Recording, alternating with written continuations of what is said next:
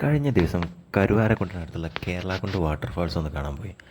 അപ്പോൾ അവിടെ കണ്ട ഒരു വ്യത്യസ്തമായിട്ടുള്ളൊരു കാഴ്ചയാണ് നിങ്ങളിലേക്ക് ഞാൻ ഷെയർ ചെയ്യുന്നത്. നല്ല ഭംഗിയുള്ള വെള്ളച്ചാട്ടവും അതുപോലെ തന്നെ അവിടെ കയറി ചെല്ലുമ്പോൾ നല്ല ഭംഗിയുള്ള ഒരുപാട് പൂന്തോട്ടങ്ങളും, അതുപോലെ തന്നെ അവിടെ ചെറിയ കുട്ടികൾക്ക് വേണ്ടിയിട്ടുള്ള ചെറിയ കളിക്കുന്ന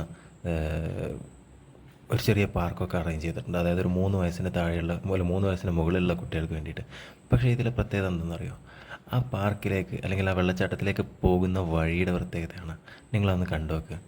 അതായത് ഒരു അത്യാവശ്യം ബേസിക് സൗകര്യങ്ങൾ പോലും ഇല്ലാത്ത വളരെ വൃത്തികെട്ട രീതിയിൽ മണ്ണെല്ലാം കുത്തിയൊലിച്ച് പോയി ഒരു വഴി, പ്രോപ്പറായിട്ടൊരു വഴിയൊന്നും ഇല്ലാത്ത ഒരു സംവിധാനം. നിങ്ങളൊന്ന് കണ്ടു നോക്കി. ഈ റോഡിൻ്റെ ഒരു അവസ്ഥ നോക്കി. വളരെ കഷ്ടപ്പെട്ട് ഏതൊരു സാധാരണക്കാരോ ഒരു അത്ര അത്യാവശ്യം ആരോഗ്യമുള്ള ആളുകൾക്ക് പോലും ആ വഴി കടന്നു പോകാൻ ഭയങ്കര ബുദ്ധിമുട്ടാണ്.